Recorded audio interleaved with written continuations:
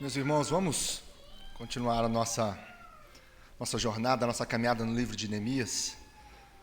Tem sido um tempo muito proveitoso nesses momentos de reflexões no livro de Neemias, em que ele aqui ouve a voz do Senhor e assim se coloca na presença do Senhor para reconstruir os muros de Jerusalém. Nós já temos andado alguns domingos neste livro. Eu queria convidar todos a abrir as suas Bíblias no capítulo 2 de Neemias.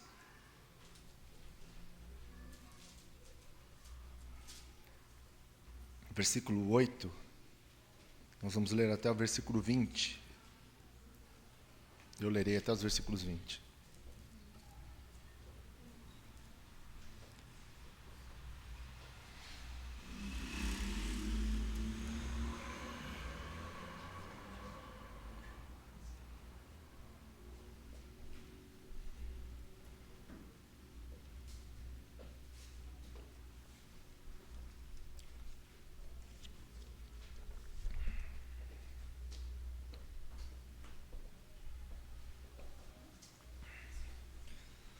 Versículo 8, na parte B, no final do versículo, na última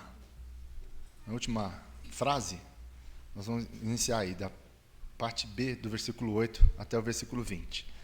Foi de onde nós terminamos a outra reflexão do domingo passado. E o rei, mas deu, porque a boa mão do meu Deus era comigo. Então fui aos governadores da além do Eufrates, e lhes entreguei as cartas do rei. Ora, o rei tinha enviado comigo oficiais do exército e cavaleiros. Disto ficaram sabendo Sambalá, o Horonita, e Tobias, o servo amonita. E muito lhes desagradou que alguém viesse a procurar o bem dos filhos de Israel. Cheguei a Jerusalém, onde estive 3 dias. Então à noite me levantei e uns poucos homens comigo. Não declarei a ninguém o que o meu Deus me pusera no coração para eu fazer em Jerusalém. Não havia comigo animal algum, senão o que eu montava. De noite saí pela porta do vale, para a banda da fonte do dragão e para a porta do monturo, e contemplei os muros de Jerusalém que estavam assolados, cujas portas tinham sido consumidas pelo fogo. Passei a porta da fonte ao açude do rei, mas não havia lugar por onde passasse o animal que eu montava. Subi à noite pelo ribeiro e contemplei ainda os muros. Entrei pela porta do vale e tornei para casa. Não sabiam os magistrados aonde eu fora, nem o que eu fazia, pois até aqui não havia eu declarado coisa alguma, nem aos judeus, nem aos sacerdotes, nem aos nobres, nem aos magistrados, nem aos mais que faziam a obra. Então lhe disse: estais vendo a miséria em que estamos, Jerusalém assolada e as suas portas queimadas? Vinde, pois, reedifiquemos os muros de Jerusalém e deixemos de ser opróbrio. E lhes declarei como a boa mão do meu Deus estivera comigo, e também as palavras que o rei me falara. Então disseram: disponhamos-nos e edifiquemos, e fortaleceram as mãos para a boa obra. Porém Sambalá, o Horonita, e Tobias, o servo amonita, e Gesem, o arábio, quando o souberam, zombaram de nós e nos desprezaram, e disseram: que é isso que fazeis? Quereis rebelar-vos contra o rei? Então lhes respondi: o Deus dos céus é quem nos dará bom êxito. Nós, seus servos, nos disporemos e reedificaremos. Vós, todavia, não tendes parte, nem direito, nem memorial em Jerusalém. Domingo passado nós falamos a respeito de planos em que nós devemos planejar, porque nós servimos a um Deus que planeja, a um Deus que tem plano, desde a criação do mundo até hoje, até o fim do mundo, né? No sentido em que todas as coisas irão ser realizadas pela palavra do Senhor. Foram planos Estão sendo planos que foram feitos na eternidade pelo nosso próprio Deus e eles estão se cumprindo. E nós falamos um pouco sobre isso no domingo passado. E nós percebemos então que nós, servindo a um Deus que tem planos, nós devemos também realizar planos e colocá-los na presença do Senhor em oração para que o Senhor realize os seus planos em nós. Mas isso não quer dizer que nós não devamos fazer e realizar planos, projetos. Nós vimos isso domingo passado. Nós percebemos então que a oração e planejamento, elas caminham juntos, com pessoas e projetos. E que eu quero trabalhar hoje com os irmãos é a respeito desse texto que nós lemos, sobre prudência e ousadia. Nós vamos aprender algo com Neemias aqui, a respeito de prudência e ousadia. Nós vemos isso na vida de Neemias, nessa porção das Escrituras que nós lemos aqui. E elas não são antagônicas. A gente pode pensar que, às vezes, a prudência e a ousadia, elas são antagônicas.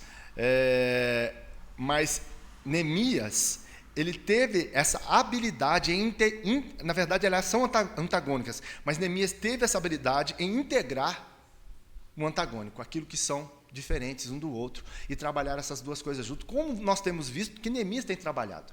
A questão de oração e planejamento, ele ora planejando e planeja orando, ele produz, ele planeja e usa pessoas para isso, e pessoas fazem parte do seu projeto, assim como no seu projeto, pessoas precisam realizar também. E nós vemos aqui agora o tema que eu queria desenvolver com os irmãos a respeito da prudência e da ousadia que nós devemos integrar em nossa vida. Prudência e ousadia é o que nós vamos aprender aqui com Neemias. Nós podemos ver isso na carta de 2 Timóteo, a respeito desse tema da mensagem, lá no capítulo 1, versículo 7, Paulo dizendo a seu filho na fé, ele diz assim: pois Deus não nos deu um espírito de covardia, mas de poder e de equilíbrio. Deu um poder, não nos deu um espírito de covardia, mas de poder. Covardia é o contrário de ousadia, mas poder, na palavra do Senhor, poder no Espírito Santo de Deus, e de equilíbrio, que pode ser colocado também como moderação ou prudência. Deus tem nos dado isso. Paulo falou isso, né? E juntamente com o poder, justamente com o poder e o equilíbrio, nós vemos então o amor de Deus que une essas duas coisas. Então nós estamos debaixo do poder de Deus, que Ele não nos deu o poder para a pregação do Evangelho, o poder para realizar as coisas segundo a vontade do Senhor, e em equilíbrio, em moderação, em prudência, diante de tudo aquilo que o Senhor tem nos dado. Não é covardia, mas ousadia, no poder, no amor e no equilíbrio que Deus tem nos dado. E eu queria fazer, qual que seria aqui a diferença? Fazer a diferença demanda, então, algo que nós temos que ter intrínseco em nossa vida, que é a prudência e a ousadia. Nós podemos perceber isso na vida de Daniel. Daniel, ele foi prudente e ousado. Enquanto prudência sem ousadia, ela gera apatia e passividade, a ousadia sem sabedoria gera feridas e arrependimentos. Vou repetir. Enquanto prudência sem ousadia gera apatia e passividade, ousadia sem sabedoria gera feridas e arrependimentos. Nós precisamos, meus queridos, sermos prudentes, mas com ousadia. Porque se nós não tivermos ousadia, só a prudência, ela vai gerar apatia. Nós vamos ser passivos em meio a situações, em meio a problemas que nós somos colocados, nós vamos ficar paralisados. Às vezes o problema não acontece isso comigo, com você, às vezes o problema nos paralisa. Isso é um cuidado que nós devemos tomar. Nós temos que ser ousado, né? O que ajuda na questão da prudência em meio aos problemas é a ousadia. Nós devemos ser ousados, para que então não gere em nós apatia e passividade. Mas a ousadia sem a sabedoria vai gerar feridas e arrependimentos, porque muitas vezes nós vamos falar e fazer coisas que nós não deveríamos fazer ou falar. Nós devemos ter, então, a prudência, nesse sentido, e a ousadia com sabedoria, em meio a tudo aquilo que nós temos que tomar como decisões, tudo aquilo que nós temos que realizar segundo a vontade do Senhor. Então, nós vemos na vida de Neemias, ao longo da sua vida, ao longo daquilo que foi confiado a ele, que foi uma informação a respeito do seu irmão, Hanani, que veio com uma informação a respeito do que havia acontecido em Jerusalém, em que os muros estavam derribados, o povo sofrendo. Foi uma informação confiável, foi prudente Neemias ouvir essa informação, porque veio de um irmão de confiança. Nós vemos também a prudência de Neemias de não sair correndo em meio à informação que ele obteve. Ele ficou durante 4 meses orando e jejuando ao Senhor para saber o que ele iria fazer diante de Deus, ouvindo a voz de Deus em oração, e também como ele ia se posicionar diante do rei Artaxerxes, que ele era servo deste rei. E nós vemos, então, diante desse tempo que ele passou em oração, a prudência de se achegar ao rei e pedir a solicitação ao rei da ida dele para Jerusalém. Como que ele trabalhou essas questões? Com prudência. Com prudência.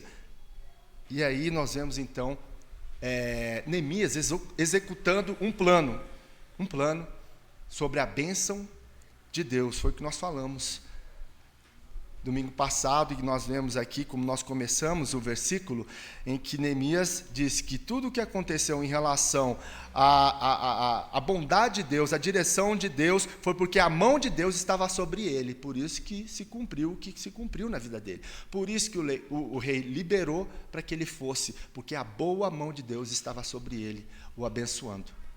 E o resultado disso foi a execução, o início da execução do plano que ele havia traçado diante de Deus, para que então ele pudesse ir e fazer e reconstruir os muros de Jerusalém. Nós vimos aí no versículo 9, então, o que aconteceu em relação à prudência de Neemias. Então, acompanhe comigo, fui aos governadores da além do Eufrates e lhes entreguei as cartas do rei. Ora, o rei tinha enviado comigo oficiais do exército e cavaleiros. Olha só a prudência dele. Ele foi aos governadores do Trans-Eufrates, porque ele recebeu as cartas do seu rei para passar nas divisas, que eram perigosas para ele, que eram divisas onde que ele poderia correr risco ali, inclusive de morte. Mas ele leva as cartas do rei nessas divisas para esses governantes, para que ele pudesse passar tranquilamente. Prudência aí de Neemias. E olha que interessante, o que acompanhou? Quem o acompanhou? Ele foi sozinho? Não, a Bíblia diz que oficiais do exército foram com ele, cavaleiros que o rei enviou com ele. Olha o cuidado que ele teve para passar. Olha a prudência para minimizar aí os erros, para minimizar os problemas. Nós vemos na vida de Neemias a prudência. Muitas vezes nós esquecemos que, diante de situações, nós, como filhos de Deus, achamos assim, vai dar tudo certo, Deus está indo na frente, né? Eu não vou fazer nada, eu vou, correr todos os riscos, porque eu estou com Deus. Tem muita gente que pensa assim, que não tem a necessidade de agir com prudência, porque ele é filho de Deus, Deus vai cuidar de tudo. Não. Nós vemos aqui na vida de Neemias o cuidado que ele tem para encarar as dificuldades, os desafios que ele teria, ele age com prudência. Isso não é medo. Isso não é medo de Neemias. Isso é prudência. É uma diferença grande entre medo e prudência. Neemias não estava com medo de passar as divisas, ele estava agindo com prudência, para que ele passasse então com segurança. Nós, como povo de Deus, temos que aprender com Neemias aqui a prudência, o cuidado que nós devemos ter com tudo aquilo que Deus nos deu para tomarmos conta, daquilo que nós somos responsáveis, seja você na sua casa, como pai, como mãe, como um empregado, como gerente, como dono de negócio, seja o que for, nós temos que agir com prudência. E Neemias nos ensina isso. Não é tudo ao léu, ou a Deus dará, como se diz aí fora. mas nós devemos agir com prudência, porque nós aprendemos aqui com Neemias de que a prudência é algo característico da vida de um cristão, de alguém que teme ao Senhor. É isso, nós confiamos em Deus, mas nós realizamos tudo aquilo com prudência. Eu e você, nós não dormimos de porta aberta, sabendo que pode vir um ladrão e pode, né, entrar ali, né, na nossa casa, mas nós sabemos que Deus cuida de nós, mas nós temos que o quê? Realizar a nossa parte com prudência. Nós fechamos a porta, oramos ao Senhor, Senhor, nos protege de todo mal. É isso que nós aprendemos aqui com Neemias, a prudência, o cuidado que ele tem em relação a tudo aquilo que Deus deu a ele para fazer na caminhada, no plano, para que ele pudesse então agir, né, segundo a vontade do Senhor, minimizando os problemas que poderiam assim acontecer com ele. E interessante que acompanhou essa escolta de oficiais do exército e de cavaleiros que o rei enviou comigo.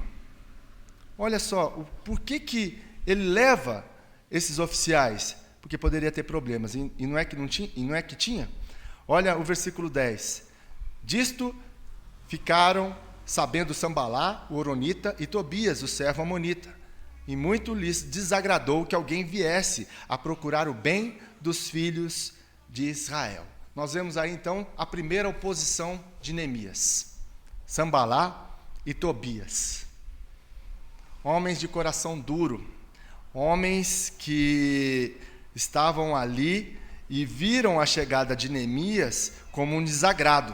Eles se desagradaram da presença de Neemias, porque Neemias queria o bem dos filhos de Israel.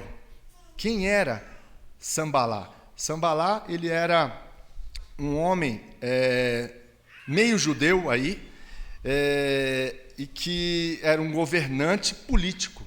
Então estava havendo interesse, ele era de Samaria, governante de Samaria.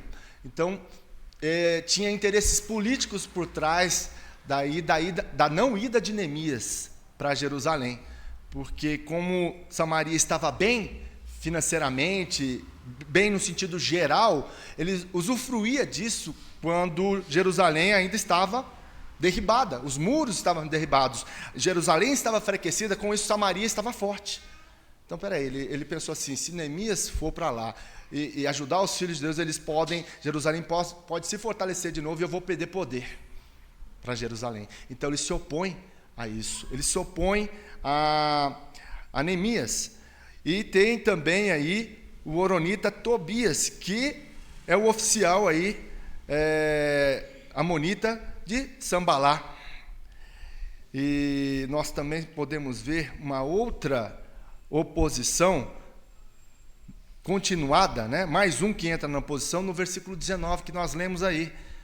Porém, Sambalá, o horonita, e Tobias, o servo amonita, e Gesem, o arábio, quando souberam, zombaram de nós e nos desprezaram.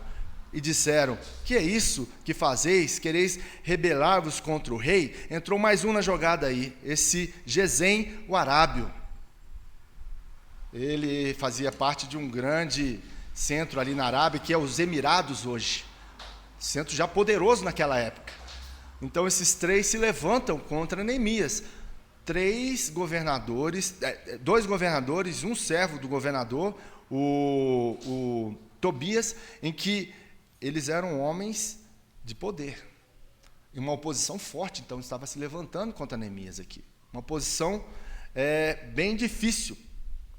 Mas nós vemos, diante dessa oposição, que Neemias, ele foi prudente, ele leva os cavaleiros, porque ele saberia dessa oposição. Olha como é que Neemias planeja. Sabendo que poderia haver oposição ali nas divisas, ele leva cavaleiros do rei para a segurança, para se proteger. E aí nós vemos essa prudência na vida de Neemias, e Neemias, aqui no versículo 10, preste bem atenção, e no versículo 19, nós vemos uma oposição.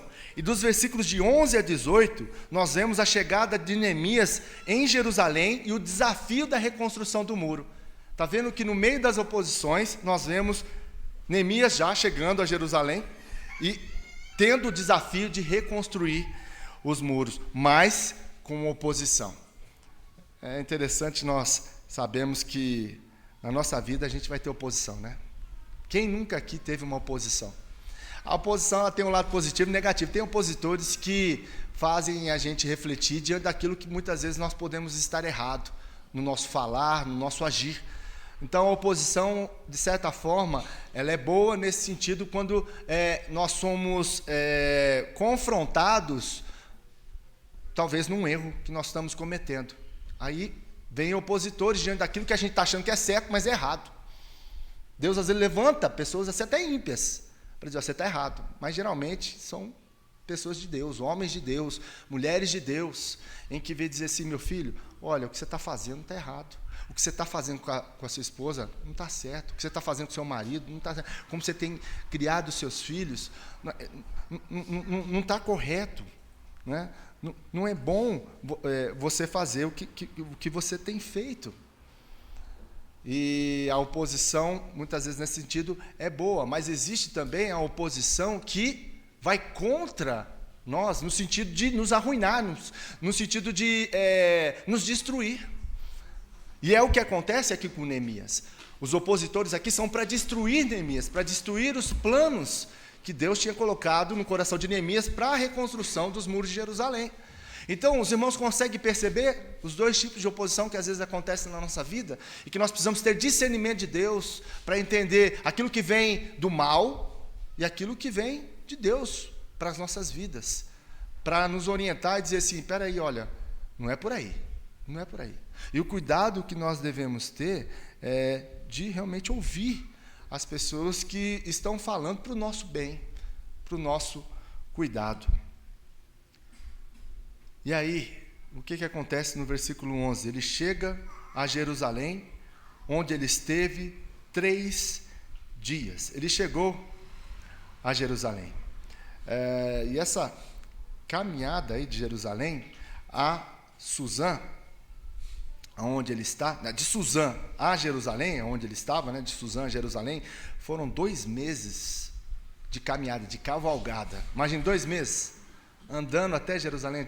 Hoje é tudo mais fácil, a gente pega um carro aqui, vai para Belo Horizonte rapidinho, pega um avião, está lá em 1 hora, você está lá em Vitória, 3 horas você está lá no Nordeste. Hoje é tudo fácil, né? Mas antigamente era tudo no lombo de um cavalo.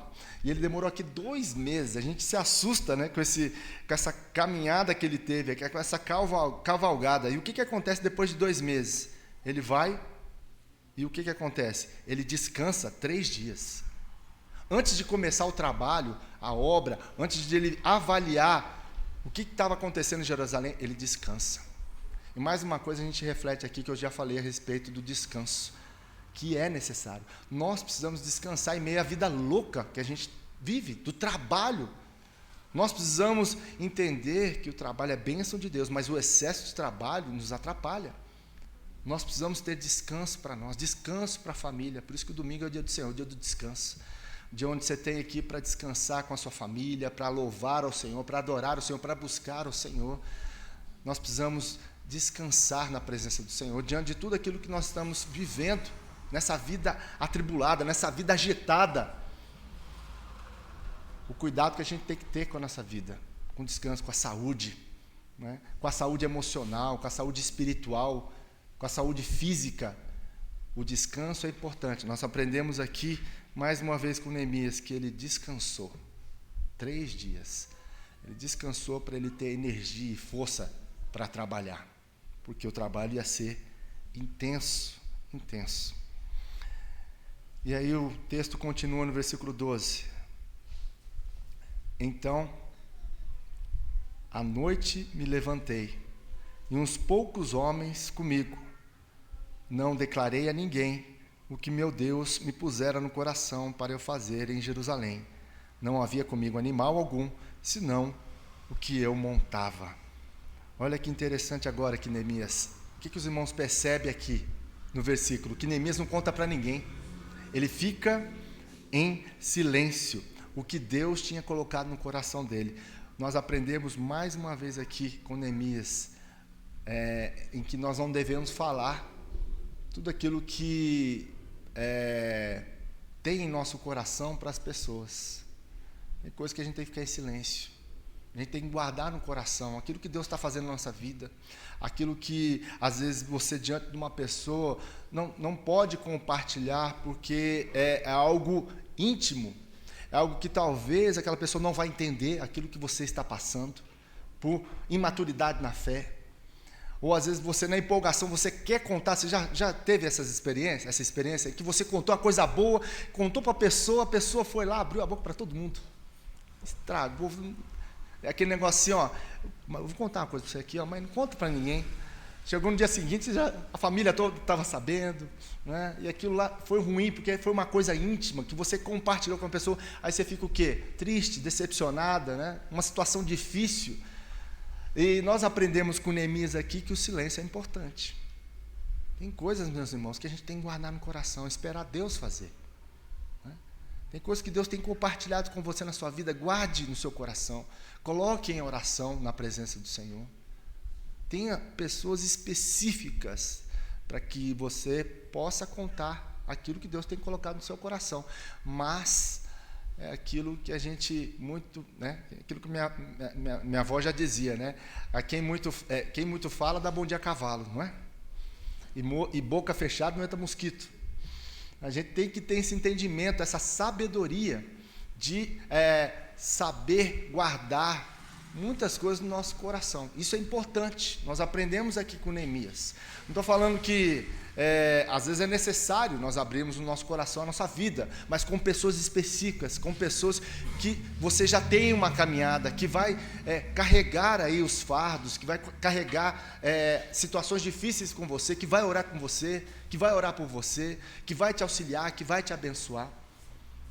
Então nós aprendemos com Neemias aqui a lei do silêncio, além do cuidado de falar menos e ouvir mais. Ouvir mais. Ele não tinha dito nada aos judeus, aos sacerdotes, aos nobres, aos oficiais e aos outros o que iria realizar na obra. Olha o cuidado que Neemias teve. E olha que interessante essa relação. Como nós lemos aqui no versículo 10, no versículo 19, nós vemos uma oposição em relação a Neemias. Os irmãos perceberam isso? Essa oposição? E dentro dessa oposição, nos versículos 12 e 16, nós vemos o silêncio. Olha o versículo 16 também. Não sabiam os magistrados aonde eu fora, nem o que faziam, pois até aqui não havia eu declarado coisa alguma, nem aos judeus, nem aos sacerdotes, nem aos nobres, nem aos magistrados, nem aos mais que faziam a obra. Está vendo? No versículo 12 e no versículo 16, ele também fica em silêncio. Ele não havia compartilhado com ninguém. Isso tudo está dentro de um bloco, dos versículos 11 a 18, da sua chegada a Jerusalém e o seu desafio que ele teria ali para a reconstrução dos muros. Então ele age entre a oposição, e dentro dessa oposição, como que ele fica? Em silêncio. Deu para entender? Olha a sabedoria de Neemias. Olha o que nós devemos aprender com Neemias. Em meio à oposição, em meio a ataques, em meio a pessoas que se levantam com você, contra você, o silêncio, ele deve ser algo permanente no nosso coração, porque muitas vezes a vontade é de falar na hora, não é? Quando uma pessoa vem falando uma coisa que é mentira, uma coisa contra você que não é verdade, o que dá vontade de fazer? Na hora, responder para a pessoa. E o que acontece? O silêncio é a melhor arma que nós temos nesse momento. É o cuidado, é a sabedoria de não falar aquilo na hora errada, no momento certo, porque às vezes a gente tem até a palavra, a verdade para falar, mas não é o momento para falar. Você já teve situações assim? Né? Ou não, né? Quem é casado aqui nunca teve isso, né? Nunca teve uma DR, como se fala, né? Nunca teve uma discussão, nunca teve, né, uma briga, porque as brigas que são causadas no relacionamento são justamente palavras que são de bate-pronto, diante da conversa que está acontecendo. E isso causa briga, causa divisão, porque nós não ouvimos aquilo e acalmamos o nosso coração para depois falar. É o que nós precisamos aprender nas nossas relações, principalmente marido e mulher. De nós, muitas vezes, no calor da conversa, a gente falar coisa que não devia, porque depois o que vai ter que acontecer? Pedir perdão. Esse é o problema. Aí você vai ter que se humilhar. né? Porque falou o que não deve, depois tem que pedir perdão. E se não pede perdão, aquela coisa vai enrolando, vai embolando, e a relação vai se distanciando, vai azedando, aí depois, para reconstruir, é muito mais difícil. Por isso que é bom, a coisa quebrou, tenta consertar o mais rápido possível. Não é que nem carro, né? Os mecânicos não falam isso. Né? Você ouve um barulhinho ali, você vai deixando aquele barulhinho, o que acontece? O barulhinho vai aumentando, você não arruma, vai aumentando, aí ele já começa a afetar um monte de outras peças no carro. Né? Depois você tem que trocar tudo, o gasto é maior, dor de cabeça maior, pode te deixar na mão. É isso que acontece nas nossas relações. Por isso, sabedoria, às vezes o silêncio é importante, em momentos difíceis, em momentos calorosos, em momentos de dificuldade, de desafios, a melhor coisa é o silêncio, é o cuidado com a língua, é estarmos apenas atentos aos ouvidos, receber aquilo, aí depois acalmou, baixou a poeira, no silêncio você reflete, você ora a Deus, aí com calma, com tranquilidade, você fala assim, lembra daquela nossa conversa que a gente teve ontem, né? A hora que estiver tudo calmo, tranquilo, né? Então, é isso, quero te pedir perdão por isso, porque eu falei daquela forma, né? Não é dessa forma que eu queria colocar. Então, quando está, né, mais tranquilo, dá para se conversar e a coisa se resolve melhor. É isso que nós precisamos aprender aqui com Neemias. Isso em todas as nossas relações. Então, meus queridos, nós vemos aí que essa prudência de Neemias, ela ainda continua. Olha como é que Neemias ele é prudente. Versículo 12 e 13, acompanhe comigo aí. De noite saí pela porta do vale, para a banda da fonte do dragão, e para a porta do monturo, e contemplei os muros de Jerusalém que estavam assolados, cujas portas tinham sido consumidas pelo fogo. Passei a porta da fonte e ao açude do rei, mas não havia lugar por onde passasse o animal que eu montava. Olha só o que aconteceu com ele. Nos versículos 12 e 13, ele sai de noite com alguns amigos. No 12, ele sai com alguns amigos. No 13, ele sai pela porta do vale da direção na fonte do dragão. E ele vai fazer o quê? Ele vai contemplar o muro. Essa palavra contemplação tem o sentido de examinar o muro. O versículo 15, subi à noite pelo ribeiro. E o que ele faz de novo? Ele contempla o muro, ele examina o muro. Aí ele volta, entra pela porta do vale e torna para casa. Por 2 vezes nós vemos ele examinando o muro. Olha a prudência de Neemias antes de executar uma obra. Ele dá uma, sabe, se depois você pega lá no mapa, você vai lá no Google, a hora que você chegar em casa, você vai pega o mapa de Jerusalém nos tempos de Neemias. Dá lá um Google, mapa de Jerusalém nos tempos de Neemias. E você vai ver a cidade de Jerusalém, os muros que cercavam e que estavam derribados. Eles estavam derribados ao norte de Jerusalém. E então ele dá a volta toda em Jerusalém para saber a questão geográfica. Olha só como é que Neemias faz. Ele não tem lá, Deus dá uma revelação aqui dos muros, o que eu tenho que fazer? Ele não pede revelação. Ele vai agir, ele vai planejar, ele vai observar, ele vai examinar. Então ele dá uma volta no muro para ver o que estava acontecendo, o que ele iria fazer. Ele examina. Olha o cuidado, olha a prudência de Neemias. Então, até aqui nós vemos a prudência de Neemias, o cuidado dele de realizar tudo aquilo que lhe fora proposto pelo próprio Deus como plano para que o povo de Israel, Jerusalém, fosse assim restaurada, as suas muralhas, para que eles ficassem protegidos. Então nós vemos nessa primeira parte aqui a oposição, nós vemos o descanso de Neemias e o silêncio dele, em meio a tudo aquilo que ele tinha proposto diante de Deus, tudo aquilo que ele estava fazendo para a glória de Deus. Versículo 17, diz, então lhes disse, estáis vendo a miséria em que estamos, Jerusalém assolada e as suas portas queimadas, vinde, depois reedifiquemos os muros de Jerusalém e deixemos de ser opróbrio. Olha só o que Neemias vai falar com o povo. Vejam, é isso que ele está falando. Ele viu e ele falou para o povo, vejam, olha a situação que nós estamos.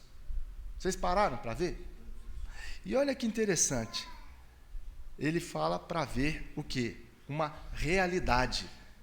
Sabe quantos anos esse muro estava derribado? Vocês vão assustar, ainda bem que vocês estão assentados aí. 130 anos. Essa era a terceira ou quarta geração de Neemias. Ele foi saber disso há 130 anos depois. Há 130 anos que os muros estavam derribados. E Neemias chama a atenção, vem ver o que está acontecendo. O que eu aprendo aqui com Neemias, nessa situação, em que o povo já estava acostumado com os muros derribados, se acostumou com o problema. É a mesma coisa com a gente na nossa vida, né? Quando vem um problema, a gente tenta resolver, vem aquela coisa, a gente vai tentar, aí não dá conta de resolver. O que acontece? Vai passando os dias, as semanas, os meses, e aí, diante disso, você vai se acostumando com o problema. Já parou para pensar nisso? Quando o problema não se resolve, ele vai se arrastando. Só acontece isso comigo ou com você também? Quando você não tem essa resolução nos primeiros dias, nas primeiras semanas, nos primeiros meses, tem coisa que, não tem mais resolução, já está há anos. Coisa na sua casa lá que você tentou resolver, não ficou lá, está lá até hoje. Parado, aquela obra que você está lá, não, até hoje não resolveu, está aí, parado. E se acostumou com aquilo, se acostumou. Isso é perigosíssimo para as nossas vidas.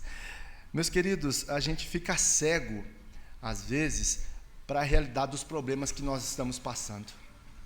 Seja em qualquer área, seja no seu casamento, seja na relação com seus filhos, seja na relação de empregado.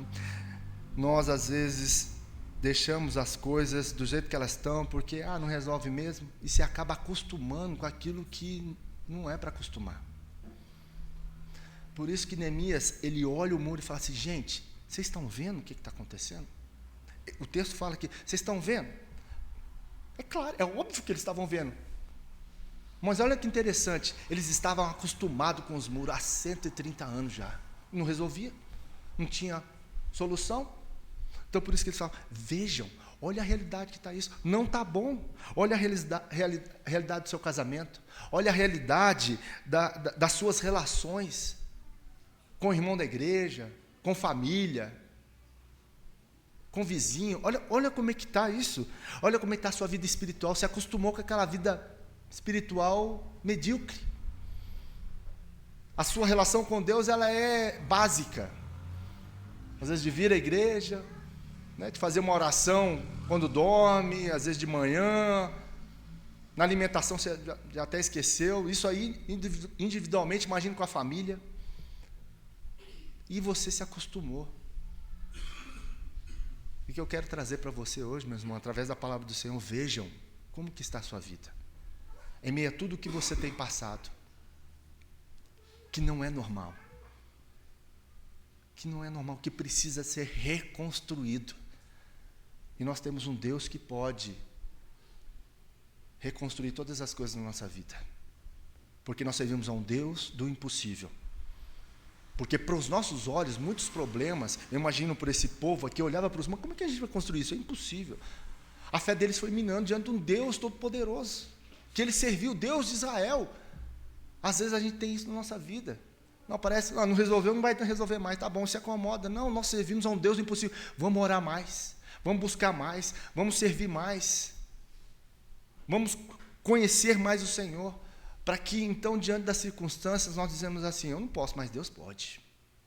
Nós servimos a esse Deus, o Deus do impossível, o Deus que nós olhamos para as situações e vemos assim, isso não tem jeito, mas para Deus tem jeito.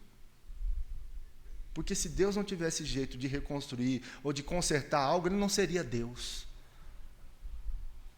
Ele seria um Deus fraco. Mas nosso Deus é o Deus todo-poderoso, nós não cantamos aqui. Quem é o nosso Deus? Quem é o nosso Deus? Quem é o Deus que eu e você servimos? Diante dos problemas, diante das dificuldades, nós devemos orar e falar, Senhor, me dá olhos para ver o que eu tenho passado. Porque às vezes você está cego, o inimigo te cegou, a situação te cegou, para não se ver algo que precisa ser consertado, que precisa ser melhorado.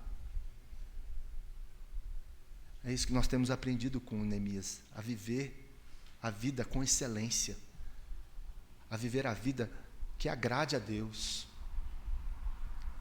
a viver uma vida em meio aos desafios em que, diante deles, eu digo aqui, ó, o Senhor está indo à frente, é o Senhor que luta as minhas lutas, minha batalha, eu só sou um instrumento de Deus aqui. Usa-me para a tua glória, para o teu poder, com o teu poder. Então nós vemos aqui que Neemias abre os olhos deles. Vejam, olha a realidade que vocês estão vivendo. E aí, o que ele diz no versículo 17? Na parte B. Vinde, pois, reedifiquemos os muros de Jerusalém e deixemos de ser opróbrio. Gente, vamos acordar. Vocês estão vendo? Estão vendo? Agora, vamos reconstruir. Vamos. Vamos mover, vamos sair do lugar, vamos ter atitude. Sabe, Deus ele quer realizar mudanças na nossa vida, mas Ele só vai realizar se nós abrirmos o nosso coração. Eu sempre falo aqui, Apocalipse 3:20, Jesus disse, eis que estou à porta e bato, aquele que ouvir a minha voz, se alguém ouvir a minha voz, abrir a porta, eu entrarei, cearei com ele e ele comigo. Jesus está falando isso para a igreja em Éfeso, Deus está falando para crente, para filho dele. Estou batendo na porta, eu quero entrar, quero cear, quero abençoar a sua vida, eu quero transformar, eu quero modificar coisas que estão aqui. Mas se você não abrir o coração, não tem como eu fazer isso. Deus não invade o nosso coração, não transforma a nossa vida se nós não quisermos. Nós precisamos ter atitude. Nós precisamos ter uma atitude de dizer, Senhor, eu abro meu coração, me transforma. Porque nós não temos a capacidade de nos mudarmos, muito menos o outro. Porque a gente gosta de querer mudar o outro, né? Você tem que mudar. Ah, não, tem que partir da minha... Eu que tenho que mudar. Nem eu, nem você conseguimos nos mudar. Só Deus que nos muda. Mas nós devemos ter uma atitude para abrir o nosso coração para Deus mudar. Essa atitude. Se eu continuar com o coração travado, Deus não vai mudar. Eu preciso ter uma atitude de coração. Senhor, eu abro meu coração. Faz o que o Senhor quiser. Me quebra meu orgulho. Se eu estou errada, fala comigo. Me dá graça. Me ajuda para que eu possa continuar naquilo que o Senhor tem para mim, naquilo que são os teus planos para a minha vida. Então você tem uma atitude para a mudança. E é isso que Neemias fala. E aí, vamos ou não vamos? Vamos ou não vamos? E o que o versículo 18 diz? E lhes declarei como a boa mão do meu Deus estivera comigo, e também as palavras que o rei me falara. O que ele fala de novo? Ele relembra que a boa mão de Deus esteve com ele. Falou assim, gente, vamos reconstruir, porque a boa mão de Deus está sobre mim. Deus me orientou para isso, Deus me abençoou, vamos. Deus é o nosso Deus, é o Deus que tem nos abençoado. Quantas coisas Deus tem feito na sua vida, quantas coisas que você olha para trás e você achava que era impossível acontecer e aconteceu. E por que não vai resolver agora o problema que você tem, a dificuldade que você tem, diante de tudo aquilo que você tem passado? Esse é o mesmo Deus que nos dá graça e força para continuar segundo a sua vontade, segundo os seus planos, porque o nosso Deus é poderoso para fazer infinitamente mais do que pedimos ou pensamos. Esse é o nosso Deus. Se Ele quiser fazer, Ele faz. Agora, se não quiser também, não faz. É nessa disposição que a gente está diante do Senhor. A questão é meu papel, não é do outro. Você não tem responsabilidade sobre o outro, sobre a atitude do outro. Você tem responsabilidade sobre a sua atitude. É isso que nós devemos mudar na nossa mente. Você não tem responsabilidade sobre o outro, sobre a mudança do outro, sobre o outro que tem que ter atitude. Não, tenha você atitude. Não coloque a responsabilidade no outro, coloque sobre você. Esse é o pecado que a gente carrega de Caim, né? Cadê seu irmão? O que Deus falou para ele? Cadê seu irmão? Acaso sou eu o tutor do meu irmão? Não quero nem saber dele não, o problema é dele. É isso que nós devemos entender. É isso que nós devemos viver e diante do Senhor dizer, Senhor, aqui está o meu coração. Eu estou aberto para o Senhor fazer a sua vontade. E deixa Deus trabalhar no outro. Deixa Deus realizar a vontade dele no outro, fazer segundo a vontade. Mas cumpra o seu papel, cumpra a sua função. Pegue para você a responsabilidade e a atitude de abrir o seu coração para a mudança e para resolver aquilo que precisa ser resolvido em você, diante de Deus, para que Deus te mude, para que Deus te transforme. E aí nós vemos então no versículo 18, na parte A, que Deus estava sobre ele. Deus foi bom para com Neemias. Deus foi bom para com Neemias. E é algo que nós devemos entender. Ver, mover e crer. Essa é a ousadia que nós devemos aprender aqui com Neemias. Ele viu a realidade, ele se moveu em atitude, e agora ele falou sobre a bênção de Deus. Ele creu na bênção de Deus sobre a vida dele, e que Deus poderia abençoar também o seu povo. Ver, mover e crer. Ver, mover e crer. Grave isso na sua cabeça, no seu coração. Veja, mova-se e creia naquilo que Deus tem falado para você fazer, que tem te incomodado para você realizar. E o que acontece em relação a isso que Neemias fala? Então disseram, olha a parte B do versículo aí. Disponhamo-nos e edifiquemos, e fortaleceram as mãos para a boa obra. Eles ouviram Neemias. E eles disseram, então tá, vamos começar a restauração. Vamos lá. O povo de Israel viu, depois de 130 anos, aquilo que Neemias mostrou para eles. E eles então tiveram a atitude no seu coração de ir começar a reconstrução, se encheram de coragem para isso. E a pergunta que eu faço para mim e para você hoje, e você? Se você está disposto a fazer parte desse plano de Deus para a sua vida? Está disposto a reconstruir coisas que precisam ser reconstruídas na sua vida? Diante de um monte de coisa que aconteceu, talvez tragédias, caminhos tortuosos, pecado, seja lá o que for que aconteceu na sua vida, você quer reconstruir? Não, vamos passar a página e vamos começar aqui do zero.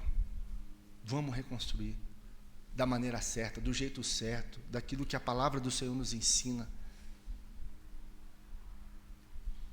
Essa é a pergunta que nós devemos responder hoje para Deus. Será que você quer reconstruir? Será que você está disposto a fazer isso? Vai requerer sacrifícios, vai requerer renúncia, quebra de orgulho, egoísmo, para que você possa querer a reconstrução de Deus na sua vida em algumas áreas que precisam ser reconstruídas. Porque Deus é um Deus restaurador. Esse é o nosso Deus que servimos. Esse é o Deus que cuida de nós em meio às dificuldades, em meio às lutas, em meio aos vales da sombra da morte, onde foram destruídas várias coisas. Mas esse é o Deus que é o nosso pastor, que cuida e que nos dá força para continuar a nossa jornada de reconstrução na nossa vida, em meio a tudo aquilo que nós temos às vezes perdido, decepcionado, frustrado. Mas o Senhor pode nos dar tudo aquilo que nós perdemos, e de uma maneira que o nome dele seja exaltado e possamos ser abençoados por ele, em meio a tudo aquilo que nós passamos, que possamos ter a esperança nele, de que todas as coisas cooperam para o bem daqueles que amam a Deus. Que Deus nos abençoe, que Deus nos ajude nessa difícil tarefa de reconstrução de algumas áreas da nossa vida que precisam ser reconstruídas, e que tenhamos coragem diante de Deus de dizer: Senhor, eu vou buscar, eu vou me esforçar para que isso aconteça. Me dá graça, me dá força, e o Senhor com certeza vai te dar. Feche teus olhos, coloque sua vida diante do Senhor, coloque os impossíveis diante do Senhor, tudo aquilo que você tem passado, abra o seu coração diante dele.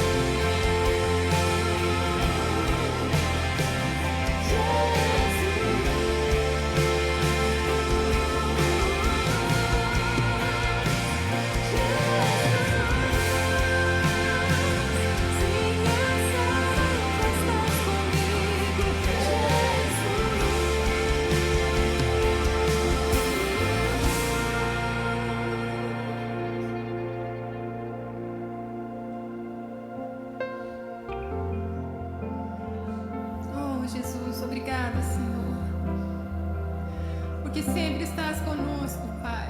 Obrigada, obrigada, obrigada, Senhor. Tua presença nos aquece, Tua presença nos guia, Tua presença nos consola, Tua presença, Senhor. Obrigada por estar sempre conosco, Jesus. Obrigada, Senhor. Quando passarem pelas águas, eu estarei com você, disse Jesus.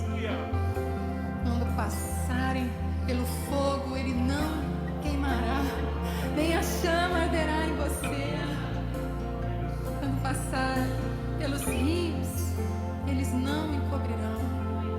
Obrigada por estar sempre conosco, Senhor. Há um momento na vida do Senhor Jesus, enquanto ele está na cruz do Calvário, que ele diz a Deus: Deus meu, por que me desamparaste?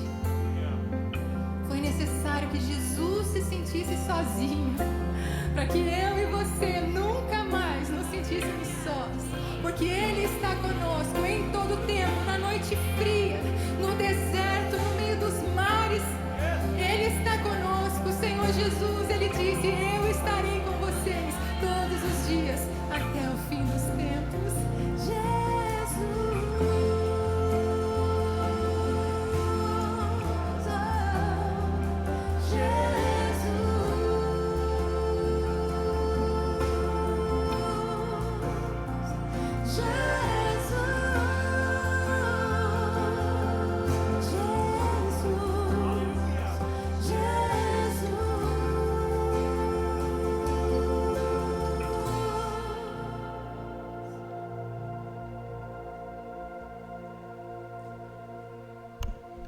Senhor, nós queremos te agradecer, Senhor, pela tua palavra, que acalma o nosso coração e que faz com que nós possamos olhar todas as circunstâncias diferente. Esse olhar é um olhar que sabemos que nós não estamos sozinhos, o Senhor está conosco.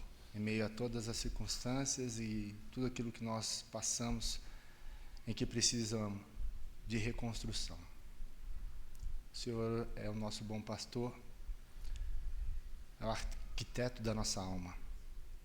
Tem feito a tua boa obra em nós e através de nós, para a honra e glória do teu nome. Nos ajude na nossa caminhada, nas nossas dificuldades, nas nossas limitações. O Senhor conhece, sabe da nossa estrutura e sabe que nós somos pó, pequenos diante do Senhor. E diante do Senhor, diante dos desafios que nós temos, das reconstruções que precisamos fazer, nós sabemos que a tua boa mão está sobre nós e por isso nós continuaremos, avançaremos, para que o Senhor possa realizar o teu querer, a tua vontade em nós e através de nós. Abençoa-nos, Senhor. Abençoa o teu povo aqui reunido. O Senhor conhece o coração de cada um, a dificuldade de cada um, os desafios. E diante do Senhor nós apresentamos a nossa vida e pedimos ao Senhor que o Senhor nos ilumine, nos dê graça, força para continuar o caminho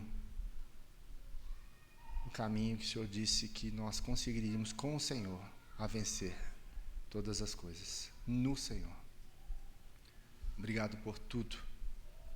Em nome de Jesus que nós oramos.